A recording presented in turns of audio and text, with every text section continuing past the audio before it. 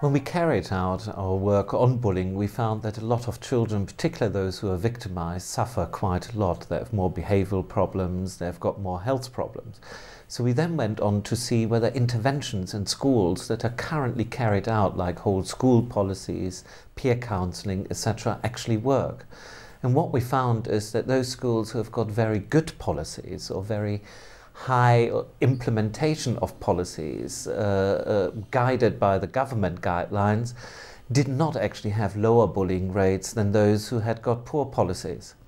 So we realized that we need alternative ways, something which engages the children and they actually like to interact with. In a chance encounter with Ruth Aylett from Edinburgh, we started to apply for a grant that we could develop a new innovative approach using computer technology and virtual reality. Over the last few years, we have developed a program together with people working in virtual reality, bringing together psychology in different subjects, that tries to play scenarios to children where children get victimized, and we ask the children to provide solutions to the problem. There is a pilot version of the software ready so that we can go to schools with it and children and teachers can have a look at the software, because we are in the phase of recruiting schools, so which is a really important phase, because after that and after we have their participation, we can then follow our design and complete this study. Here's one of the scenarios. In this scenario, John gets bullied, being told off and demeaned in this situation. The pupils actually know all of the characters in this scenario, and they know their background, how many friends they have, where they live, how long they have been in the school. Now in the next session I will be asked, in this way it's Dita I've locked in as this, John is asking me what could John do actually, and describes the situation to me, what has happened, and will then ask me what I could suggest if I would be the pupil interacting with the software.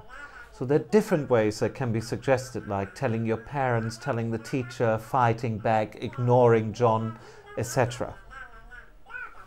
John is asking me now, is describing this scenario to me, and is asking what he could do about it. So I'm suggesting to him that next time ignore Luke, who was bullying him. So I put in that he should ignore Luke next time, just walk off. John is then answering, so you think I should ignore him? And then John is asking me, why would this actually work, that when I ignore him? And I'm going to answer, Luke will lose interest in bullying. Yeah, because he doesn't get the effect. And John is repeating that, so you think I should try to ignore him. I will try that next time. Thank you, you're a good friend to me. We are going to evaluate this software at 3 sites, here in the UK at Warwickshire and Hertfordshire, and in Germany at Würzburg, and see if it can really have an impact on reducing victimization rates among primary school children. I'm Pat Scott and I'm the Anti-Bullying Strategy Manager for children and young people living in Coventry. This is a very new thing for Coventry. We've looked at using computer software simply for recording and monitoring behaviour, but not as a sort of interactive tool. We approach schools by sending them a letter outlining the research and what we require from them, but also how the school can benefit from our research, because we feel that this is very important. All schools that will take part in the research will, of course, get a complimentary copy of the software for use in their schools, but they will also receive an educational pack on bullying so that teachers can actually incorporate this intervention approach into the curriculum. I think it's a very good idea.